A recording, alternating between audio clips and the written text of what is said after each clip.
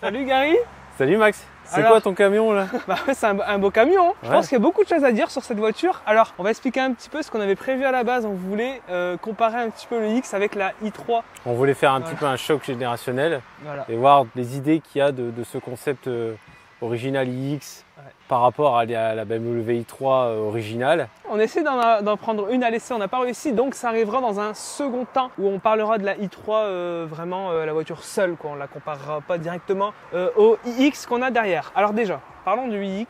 Déjà, quelle version, quel prix, etc. Il faut avoir un petit peu tout ça en tête, je pense, avant de présenter la voiture. C'est Même pas, si c'est pas l'entrée de gamme celle-là. c'est pas l'entrée de gamme. On est sur une X-Drive 50, 523 chevaux. On est ici à 131 000 € dans ma version qui est bien équipée. On a pas mal d'options en plus. Batterie 110 kWh. Ça fait beaucoup ça. Ça fait beaucoup. C'est lourd non? C'est énorme. 2 tonnes 5.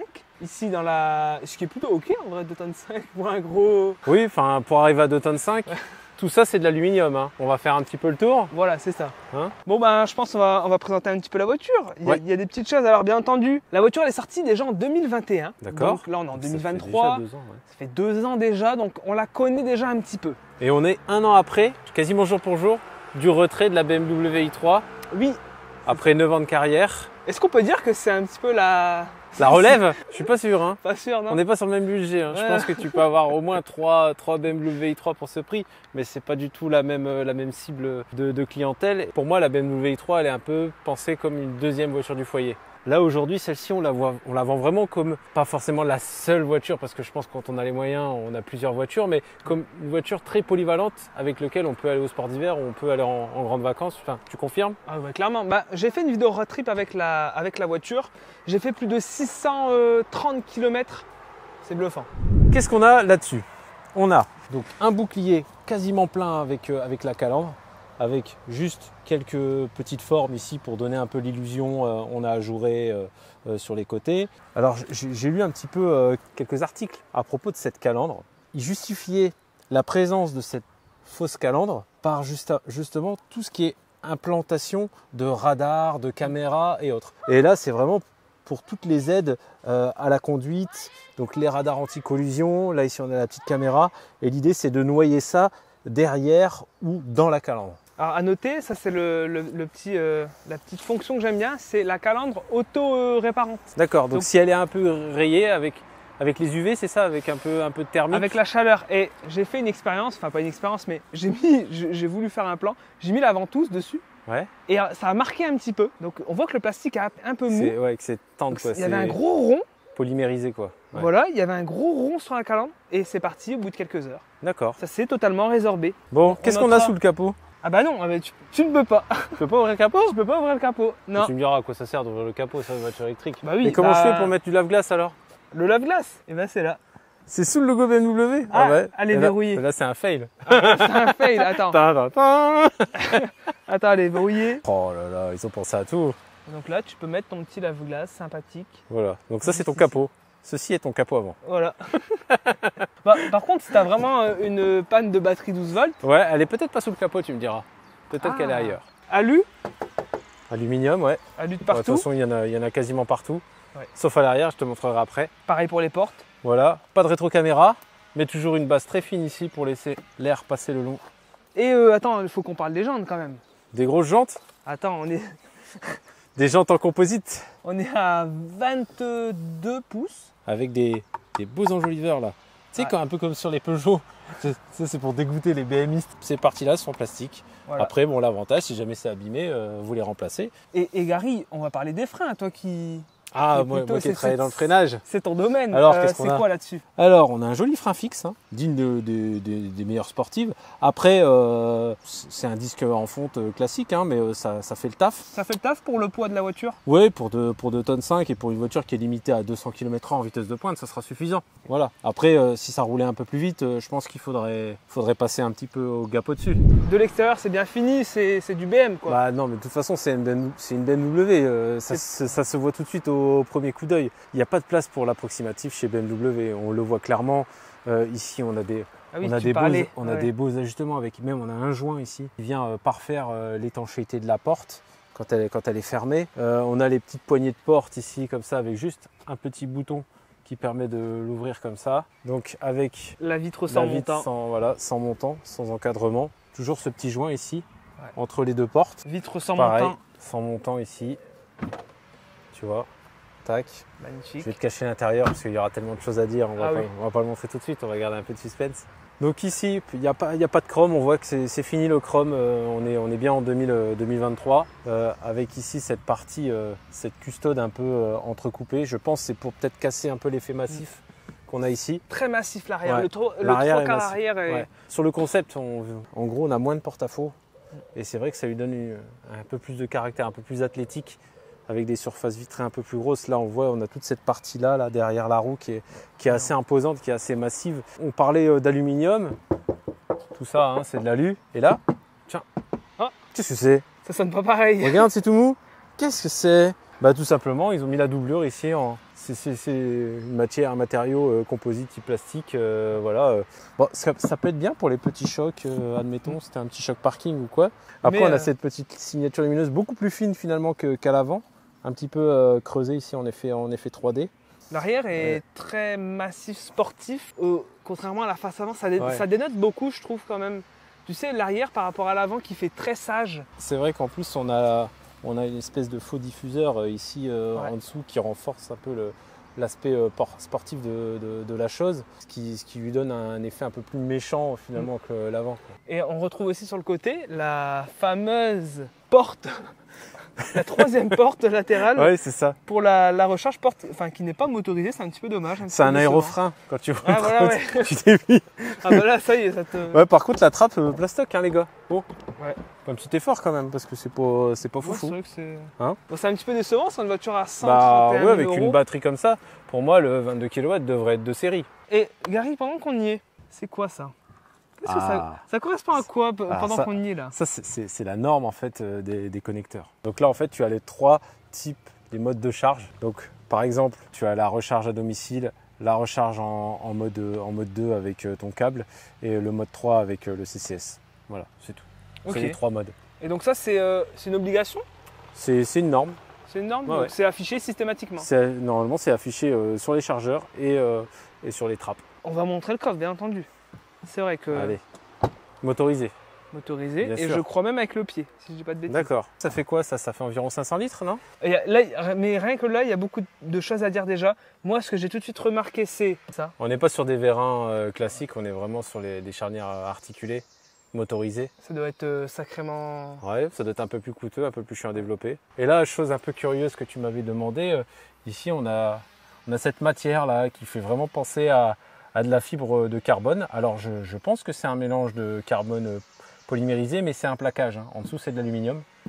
Hein. Donc c'est juste de la déco. Donc c'est pour le coup c'est de la déco. On aime bien aujourd'hui, tu vois, tout calfeutré.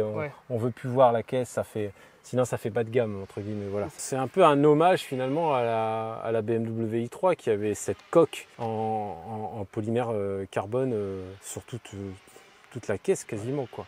On passe à l'arrière. À l'arrière, c'est Allez. une voiture à vivre. Et le concept, on voit dans les images du concept, c'est une voiture qui a peut-être été pensée pour un peu le voyage. On voit un petit peu, Ouais. il y a de l'espace pour les jambes. Ah bah, là clairement ils ont carrément dit voilà, il faut que les gens ils soient aussi à l'aise dans la voiture que dans le salon.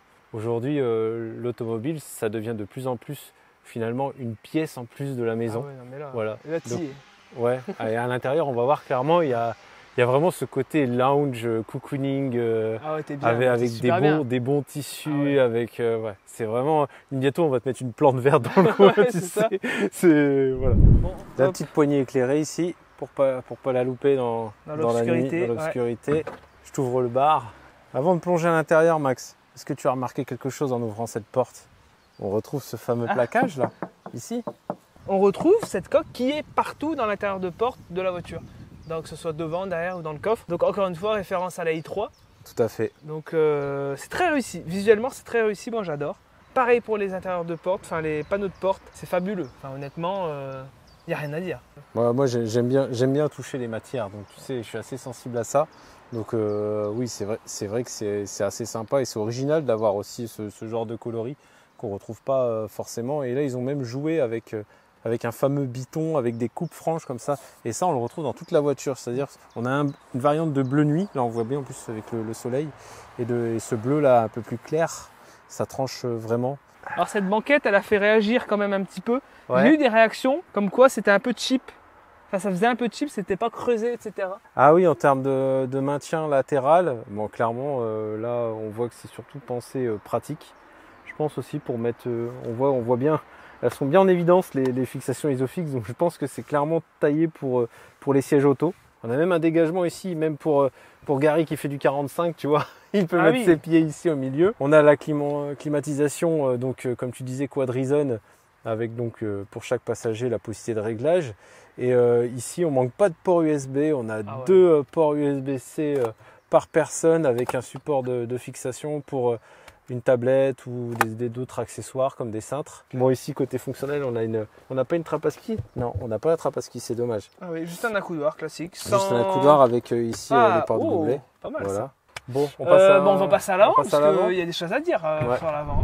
Qu'est-ce qu'on apprécie quand on rentre dans cet habitacle? Alors moi j'aime beaucoup, c'est ici ce côté un peu asymétrique de la banquette. Certains détesteront peut-être, mais on voit que c'est clairement assumé de faciliter l'accès à bord. Vous voyez, il n'y a pas vraiment de maintien au niveau de l'assise.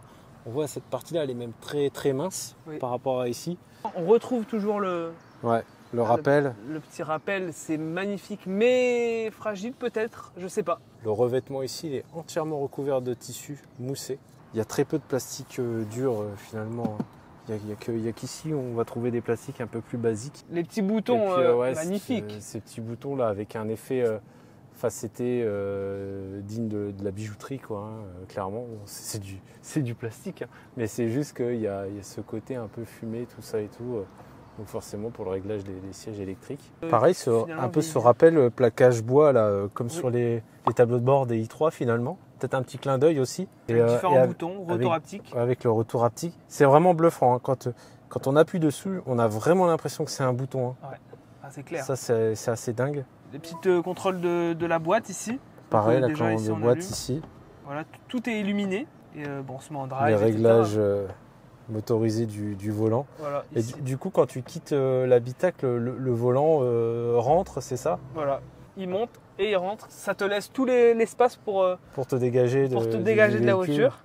Et après, on retrouve la pièce maîtresse, l'écran flottant, qui est magnifique. Avec cette armature, vraiment cet effet flottant et incurvé, quoi. On retrouve un peu l'univers multimédia des téléviseurs un peu incurvé comme ça et tout, orienté un peu conducteur du coup.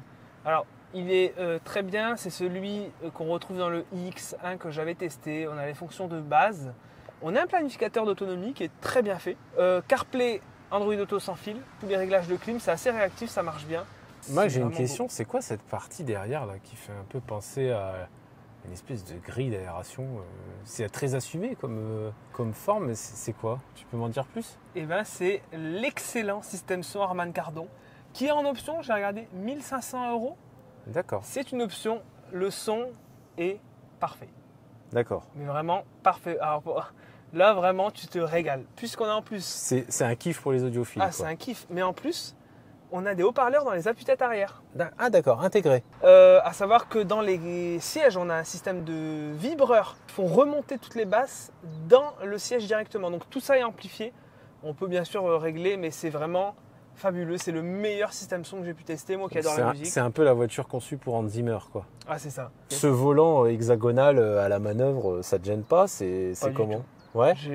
T'as pas de rebond dans le volant quand tu fais des tours de volant, tout ça? J'ai rien à dire. Tu dois faire beaucoup de tours de volant quand tu fais des manœuvres avec ce genre de bateau là ou pas? Ça braque très mal.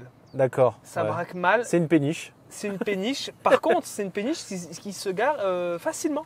Alors regardez, on a vraiment radar ici. D'accord. Il y a on va dire la prévention des collisions latérales. Mais on voit vraiment chaque détail. On n'a pas d'indication en centimètres comme ce qu'on pourrait avoir chez Tesla par exemple, c'est un peu dommage. Mais vous voyez vraiment, et en plus là j'ai le pied sur le frein, je lâche le pied, vous voyez les petits détails, c'est tout con mais hop, dès que je relâche, voilà. Ça se gare facilement et ça se roule facilement. Je suis pas à l'aise moi avec les grosses voitures d'habitude, mais là finalement ça se fait très bien. Et on parlait ouais, du sel de toit, je vais vous faire un petit exemple. Je sais pas si on le verra bien. Ça c'est top. Donc t'as un petit bouton et là voilà. Ah oui, on le voit, mais à merveille. Il peut s'éclaircir et se pacifier. D'accord. Parce que là, regardez, on a 6 modes différents. D'accord. Par exemple, je me mets en mode relax et là, paf, Ah, il y a un son d'ambiance. Il y a les sièges massants, je le sens. Siège massant. Et il y a un son d'ambiance un peu en mode. Bon, moi j'arrête de filmer. Et tu as un son qui se diffuse très léger. Ah oui, je vois, il y a un petit bruit. Voilà. Bon, arrivé à un moment, ça saoule un petit peu, je vous l'avoue. Ouais. Ça saoule un peu parce que c'est très léger, moi ça m'énerve un peu. On passe en sport et là, paf, ici ça devient rouge. Ah, j'ai senti le réglage lombaire se renforcer. Oui. Et même, si je dis pas de bêtises, le maintien latéral se refermer un peu. Effectivement, il y a un réglage spécifique sur le siège. Par contre, les suspensions, Suspension pilotée pneumatique, moi j'ai vu. Piloté pneumatique de série. De série. Ok, bon bah, on doit avoir ça, mais moi j'ai pas vu la différence. Ouais. Mais en termes de confort de conduite, ça doit être absolument dingue. Gary, pour qui cette voiture alors finalement? Qui achète cette voiture à ce prix-là? Bah, moi je pense qu'elle est typiquement conçue pour ceux qui aiment les voyages, les globetrotters, conçue pour l'autobahn. Voilà, on voit qu'ils ont mis la capacité de batterie pour pouvoir enchaîner, avaler la route, enchaîner les kilomètres. Il y en a qui diront ouais, mais tu peux faire que 400 km à 130. Moi personnellement, je vous le dis, je fais rarement 400 km d'affilée à 130 km/h alors que je roule beaucoup. Le fait de pouvoir rouler quasiment 4 heures à 130 km/h, je trouve que c'est déjà une prouesse. Tu as vraiment l'impression de ne pas devoir penser à faire ton arrêt en fait.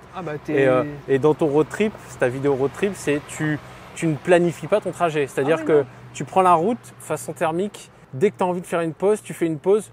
La seule petite variante, c'est que tu vas prioriser là où il y a une station de recharge. Et sachant que maintenant, il y en a quasiment partout. Sur toutes les stations. Tu roules comme sur une thermique et je vous invite vraiment à regarder ma vidéo. Bon, après, les 110 kWh de batterie, est-ce que c'est problématique le bilan carbone de la voiture? Je pense qu'à l'heure aujourd'hui, oui, mais clairement, on n'est pas sur un véhicule de grande diffusion. Je ne sais pas quels sont les objectifs de vente de BMW avec cette voiture, mais ils ne vont pas en vendre des millions. Je pense que s'ils en vendent des centaines de milliers d'exemplaires, ça sera déjà un succès. Clairement, je pense qu'elle est plus taillée pour l'image et puis pour. C'est une vitrine un peu, une vitrine technologique. Et puis voilà, pour montrer, bon les gars, en bonne voiture électrique, vous disiez qu'il y avait Tesla. Bah non, nous on fait mieux que Tesla. Voilà, clairement, moi, ce que je ressens, c'est un ensemble, bien sûr. BMW assume et dit voilà, nous on fait des bagnoles, voilà, on fait pas des ordinateurs sur roues. voilà ce que c'est une voiture. C'est une vraie voiture. Voilà. Mission accomplie pour BMW. Et merci d'avoir regardé cette vidéo. Merci Gary. Je t'en prie, merci pour l'invitation Max. Avec plaisir. Ciao. Ciao.